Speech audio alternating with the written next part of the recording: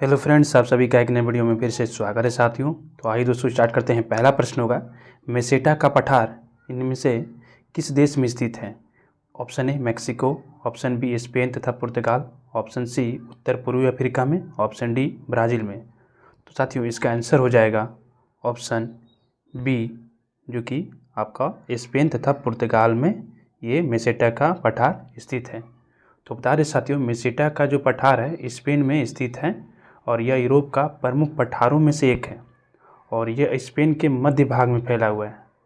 और ये बता दें साथियों, ये जो आइबेरिया प्रायद्वीप के आंतरिक भाग में फैला हुआ और यह स्पेन का कुल लगभग 45% हिस्सा ये क्षेत्र को कवर करता है।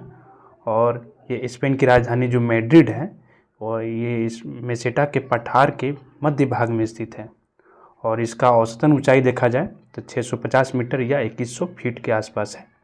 तो और ये बता रहे साथियों कि जो इसका पश्चिमी भाग है पुर्तगाल की ओर थोड़ा सा फैला हुआ है, इसलिए मेसेटा का पठार इनमें से किस देश में स्थित है? स्पेन तथा पुर्तगाल के अंतर्गत।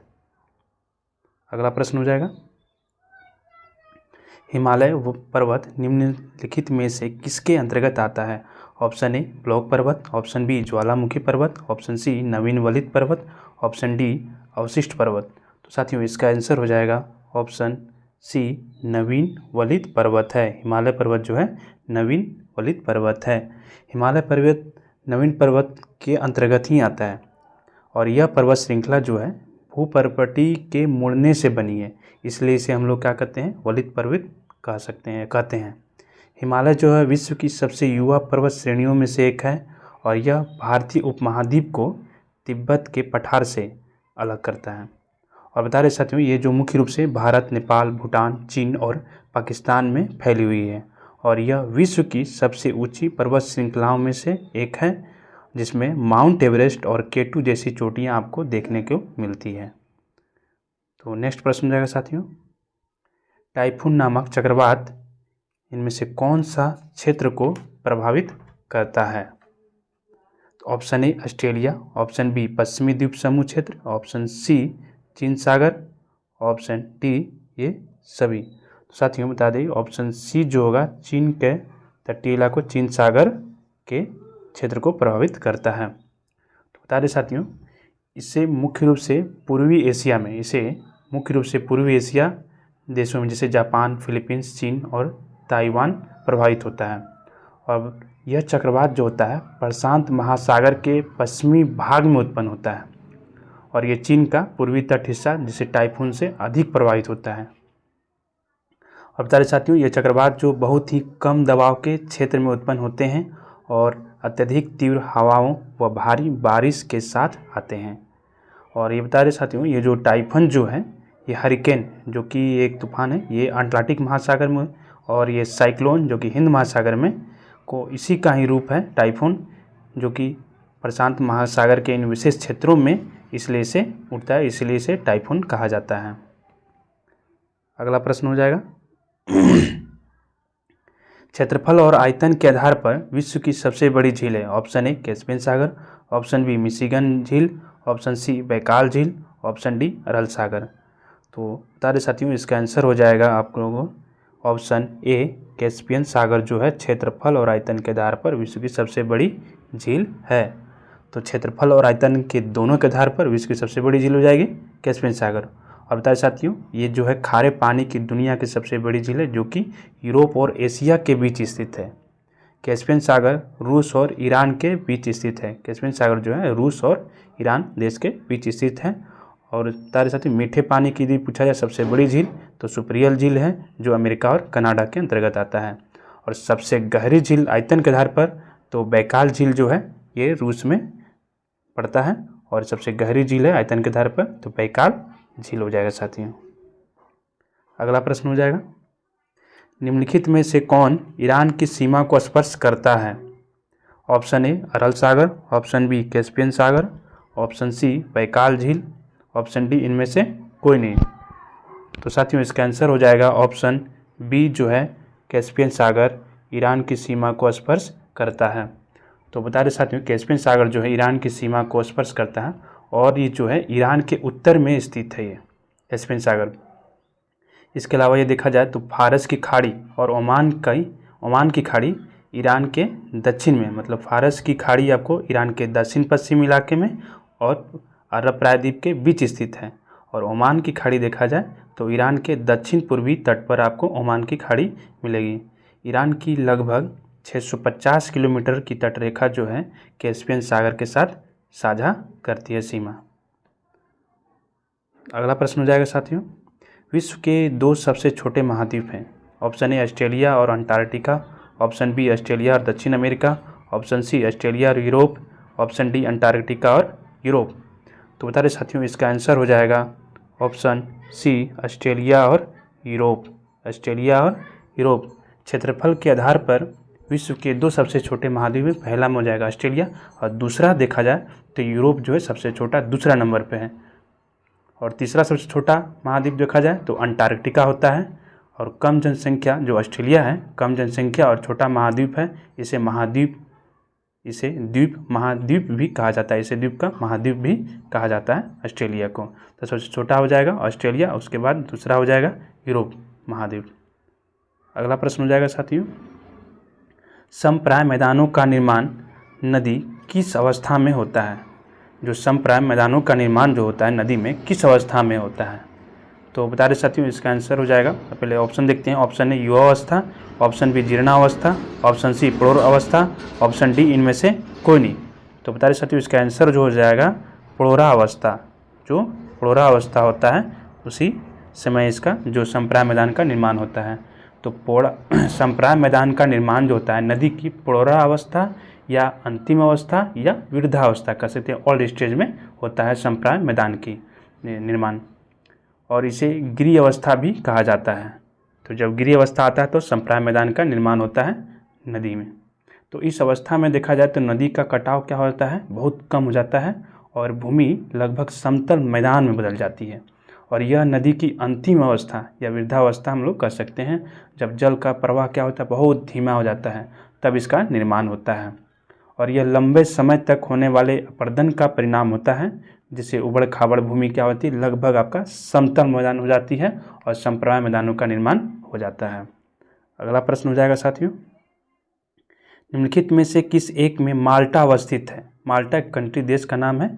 ऑप्शन ए भूमध्य सागर, ऑप्शन बी उत्तरी सागर, ऑप्शन सी काला सागर, ऑप्शन डी उत्तरी सागर।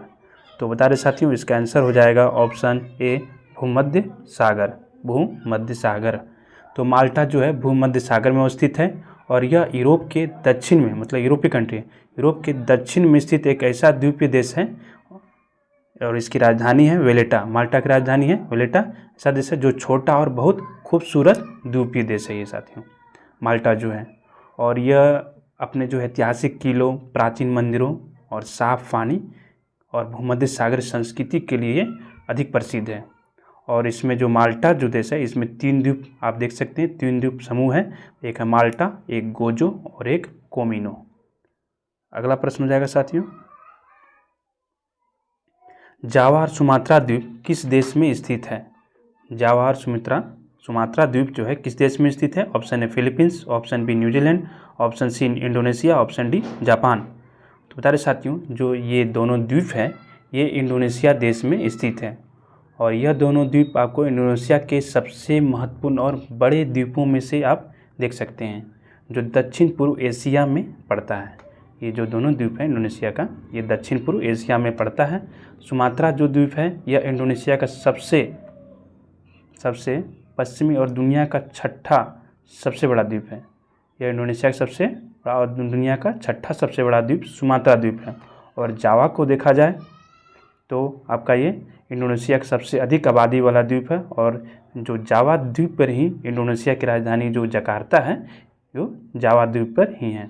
सुमात्रा और जावा दोनों द्वीप आपका, ये जो दोनों द्वीप हैं ये सुंडा जल डमरूमध्य मतलब सुंडा स्ट्रेट से के द्वारा ये एक दूसरे को अलग करती है। सुमात्रा और जावा दोनों द्वीप जो है सुंडा जल डमरूमध्य के द्वारा ये एक दूसरे से अलग होते हैं। तो इसका आंसर हो जाएगा साथियों option C Indonesia. Option C Indonesia. Java और सुमात्रा द्वीप किस देश में है? इंडोनेशिया। अगला प्रश्न हो जाएगा, भारत एवं बांग्लादेश के मध्य विवाद किस द्वीप को लेकर है? ऑप्शन ए न्यूमोर द्वीप, ऑप्शन बी व्हीलर द्वीप, ऑप्शन सी गंगा सागर द्वीप, ऑप्शन डी कोको द्वीप। तो बता रहे साथियों इसका आंसर हो जाएगा ऑप्शन ए न्यूमोर द्वीप, न्यूमोर द्वीप के लेकर के। तो बता रहे साथियों भारत एवं बांग्लादेश के बीच जो है ये न्यूमोर द्वीप, जिसे दक्षिण तलपट्टी भी कहा जाता है, और इसी को लेकर विवाद था। तो यह द्वीप जो है बंगाल की खाड़ी में स्थित है, और ये 2010 के बाद समुद्र स्तर बढ़ने के कारण यह द्वीप क्या हो गया, जलमग्न हो गया। और 2014 में समुद्री सीमा विवाद जो सुलझाए जाने के बाद ये विवाद मुख्य रूप से समाप्त हो गया। और ये विवाद जो है, ये जो द्वीप है इसका उत्पन्न हुआ था, ये द्वीप मतलब दिखाई दिया था बंगाल खाड़ी में 1970 में, जो भोला चक्रवात के बाद हरिभांगा नदी के मुहाने पर उभरा था ये द्वीप, उसी टाइम 1970 में। अगला प्रश्न हो जाएगा साथियों, चंद्रकार बालू के टीले को क्या कहते हैं? Option A barchan, option B तटबंध, option C yardang, option D इनमें से कोई नहीं। तो साथियों इसका आंसर हो जाएगा ऑप्शन ए बरखान कहते हैं। चंद्रकार बालू के टीले को क्या कहते हैं? बरखान। तो चंद्रकार बालू के टीले को हम लोग क्या कहते हैं? बरखान। और ये बता रहे साथियों ये जो होता है अर्ध चंद्रकार रेत के टीले जैसे होते हैं, जो कि आपको मरुस्थलीय क्षेत्रों में हवा के द्वारा बनते हैं, और ये शुष्क मरुस्थलीय क्षेत्रों में हवा की एक ही दिशा में बहने से बनने वाले जो अर्धचंद्राकार बालू का स्तूप होते हैं। अगला प्रश्न हो जाएगा, अल्जीरिया किस महाद्वीप के अंतर्गत स्थित है? तो बताइए साथियों अल्जीरिया जो है ये सहारा मरुस्थल के अंतर्गत आता है। तो यह अफ्रीका महाद्वीप का सबसे बड़ा देश है। अल्जीरिया जो है ये अफ्रीका महाद्वीप का सबसे बड़ा देश है, और इसका बहुत बड़ा भाग 80 से 90% भाग जो है लगभग सहारा मरुस्थल में फैला हुआ है, जिसे अल्जीरियाई रेगिस्तान भी कहा जाता है, और ये आपका उत्तरी अफ्रीका में स्थित है। अल्जीरिया देश का अधिकांश हिस्सा गर्म और शुष्क रेगिस्तानी है, क्योंकि 80 से 90% सहारा मरुस्थल में ही फैला हुआ है। और अल्जीरिया की राजधानी जो है अल्जीयर्स है, अल्जीयर्स। तो इसका आंसर हो जाएगा साथियों ऑप्शन बी सहारा। अगला प्रश्न हो जाएगा, विश्व की सबसे गहरी खाई मरियाना ट्रेंच किस महासागर में स्थित है? ऑप्शन ए प्रशांत महासागर में, ऑप्शन बी आर्कटिक महासागर में, ऑप्शन सी हिंद महासागर में, ऑप्शन डी अटलांटिक महासागर में। तो बता रहे साथियों इसका आंसर हो जाएगा ऑप्शन ए प्रशांत महासागर में। विश्व की सबसे गहरी खाई जो मरियाना ट्रेंच है ये जो है आपका प्रशांत महासागर में पड़ता है, और यह पश्चिमी प्रशांत महासागर में मरियाना द्वीप समूह के पूर्व में स्थित है। यह पश्चिमी प्रशांत महासागर में पड़ता है, मगर पश्चिमी प्रशांत महासागर के मरियाना द्वीप समूह के पूर्व में स्थित है। और मरियाना ट्रेंच का सबसे गहरा बिंदु चैलेंजर डीप है, जो 10 से 11,000 मीटर गहरा है। यदि फीट में देखा जाए तो 36,000 फीट गहरा है, और इसकी लंबाई लगभग जो 2550 किलोमीटर ये लंबी है। इसकी लंबाई जो है 2550 किलोमीटर है, और इसमें देखा जाए तो माउंट एवरेस्ट भी समा जाएगा, ये इतना इसमें गहराई है इसकी। और ये अर्ध चंद्रकार खाई है, और ये किसा खाई है? ये अर्ध चंद्रकार खाई है। तो अगला प्रश्न हो जाएगा साथियों, द ग्रेट ओशन ट्रेडमार्क किस महासागर से होकर गुजरता है? ऑप्शन ए उत्तरी अटलांटिक महासागर, ऑप्शन बी दक्षिणी अटलांटिक महासागर, ऑप्शन सी हिंद महासागर, ऑप्शन डी प्रशांत महासागर। तो बता रहे साथियों इसका आंसर हो जाएगा उत्तरी अटलांटिक महासागर से होकर गुजरता है। तो देखते हैं साथियों ये जो है मुख्य रूप से आपका उत्तरी अटलांटिक महासागर से होकर गुजरता है, जो द ग्रेट ओशन ट्रेडमार्क है, और यह विश्व के सबसे व्यस्त समुद्री मार्गों में से एक है। और बताएं साथियों यह मार्ग है उत्तरी अमेरिका उत्तरी अमेरिका को पश्चिमी यूरोप से सीधा जोड़ता है। उत्तरी अमेरिका का यूएसए को पश्चिमी यूरोप से सीधा जोड़ता है, और इसे कह सकते हैं इसे वृहत ट्रक मार्ग के नाम से भी जाना जाता है। इस मार्ग से औद्योगिक रूप से देखा जाए तो विकसित दोनों महाद्वीपों जैसे उत्तरी अमेरिका और यूरोप के महाद्वीपों के बीच भारी मात्रा में माल परिवहन होता है। तो इसका आंसर क्या हो जाएगा? ऑप्शन है उत्तरी अटलांटिक महासागर। अगला प्रश्न हो जाएगा साथियों, और इस सेशन का अंतिम प्रश्न होगा, सारगेसो या सारगेस भी बोल सकते हैं, सारगेसो बोला जाता है, सारगेसो सागर जो है अवस्थित है। ऑप्शन ए हिंद महासागर में, ऑप्शन बी अटलांटिक महासागर में, ऑप्शन सी आर्कटिक महासागर में, ऑप्शन डी इनमें से कोई नहीं। तो साथियों इसका जो ऑप्शन आंसर हो जाएगा ऑप्शन बी ऑप्शन बी उत्तरी अटलांटिक महासागर में आपका सारगेसो सागर स्थित है, उत्तरी अटलांटिक महासागर में। और यह एक विशेष सागर है जिसकी सीमाएं तटों से नहीं बल्कि महासागरीय धाराओं से जुड़ती है, किसी भूमि या तट से नहीं जुड़ता ये इसका सीमा जो है महासागरीय धाराओं से जुड़ती है, यानी इसका कोई तटीय रेखा नहीं है। और ये आपका जो है शांत नीले पानी और सुनहरी सारगेसम घास के लिए प्रसिद्ध है। ये जो महासागर है, महासागर के अंतर्गत देखिएगा तो सारगेसम घास और सुनहरा जो है इसके लिए प्रसिद्ध है, जो सतह पर क्या है तैरती रहती है। और यह आपका जो है ये बारमूडा ट्रायंगल के पास स्थित है। ये जो सारगेसो सागर है ये बारमूडा ट्रायंगल के पास स्थित है। और इसे जैविक रेगिस्तान और महासागरीय मरुस्थल भी कहा जाता है, क्योंकि यहाँ अन्य समुद्री क्षेत्रों की तुलना में देखा जाए तो जीव जंतु बहुत ही कम पाए जाते हैं। तो इसका आंसर क्या हो जाएगा साथियों? ऑप्शन बी उत्तरी अटलांटिक महासागर में। साथियों वीडियो कैसा लगा कमेंट में जरूर बताइएगा। ऐसे ही मोस्ट सिलेक्टेड प्रश्नों के साथ मिलते हैं नेक्स्ट वीडियो में, तब तक के लिए जय हिंद।